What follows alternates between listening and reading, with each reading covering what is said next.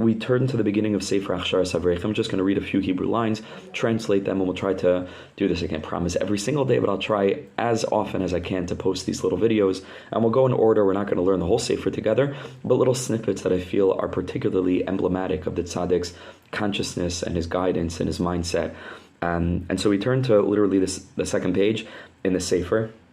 And the tzaddik here is making a very important point about the nature of Avodas Hashem. A lot of people make the misconception and the mistake of thinking, and have the misconception, that serving God takes place in the shuls, and serving God takes place in front of a Gemara. Serving Hashem takes place with a lulav in your hand, and when you're lighting Hanukkah candles.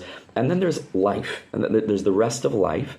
And then we have this facet of our personality and this aspect of our identity that we call Jewishness, that we call Yiddishkeit, Avodas Hashem, but that takes place in a completely different realm. And here the tzaddik points out such a fundamental nukuda that is crucial if we are to understand what it is that Hashem wants from us. And he says, "B'shas avadasenu," at the time that we're serving God, nargish, we feel as ritzas nafshenu likras avia, the running of our soul toward her Father. Shemiskagas alav kol hayoyim v'chol halayla, that we yearn for Hashem the whole day and the whole night. Ritza, a sense of feeling like we're compelled, running, unamisa, melting, nemisa sanefesh b'shtapchus al chekaviyah shavashamayim, the melting away of the soul when we feel HaKadosh Baruch Hu's embrace enveloping us. But we shouldn't simply feel these feelings at the time of tefillah or overtly religious spiritual activity. This closeness to Hashem and His anig and this pleasure miziv k'vaydi yisbarach, from basking in the rays of the divine light, rakam tamid, all the time, the whole day, no matter what we're going through, no matter what we're dealing with. Ki mi shebechol hayom hedyatu, and this is a scary thing, but we should listen to it deeply with humility and openness and willingness to grab hold of a rope that can pull us out of our darkness, because the tzaddikim had so much compassion on us. They just wanted to help us. They didn't want to make us feel bad. They just wanted to open doors, open new realms of clarity and perception, to encourage us to manifest what could be manifested within our souls. So he says, someone who the whole day is just like a regular guy,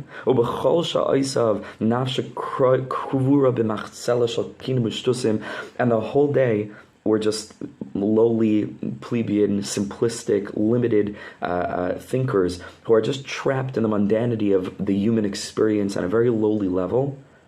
So gam b'tayrasai, even when we're learning, tfilasai, even when we daven, va'avadasai, even when we're doing the mitzvahs, hedyatu, it's also going to be limited. Even during the more overtly spiritual experiences, the soul won't activate, won't rise, because it can't just flick it on. It's got to be a constant experience that pervades every waking moment and even every dreaming moment, but certainly every moment of our lives. It's the essence of who we are, not just a facet of our identity. So b'chol hayayim tzarech haish liyas Yehudi. We have to be Jews the whole day. What does it mean, Jews? Not just Jewish, like national identification. Have to be yearning for the divine, growing in our consciousness. We always have to feel this closeness, this yearning, this thinking about how do I contact the godliness beyond the realm of the physical. Sometimes more, with greater elevation.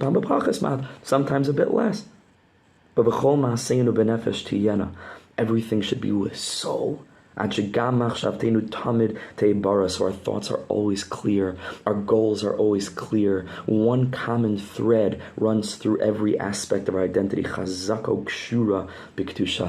Constantly seeking the realm of the holy, to look beyond this illusory, distracting, physical illusion, and to see the truth. Then when we daven and when we learn, it's unbelievable, because it's connected to every other aspect of our lives. And this becomes our deepest identity. This is what we're in this world for. It's the most existential definition of who we are and what it means to be a Jew. This is a very powerful idea. Be'ezus Hashem, we should be zocheh to think about this and understand that Yiddishkeit is not just confined to the bastions of spirituality.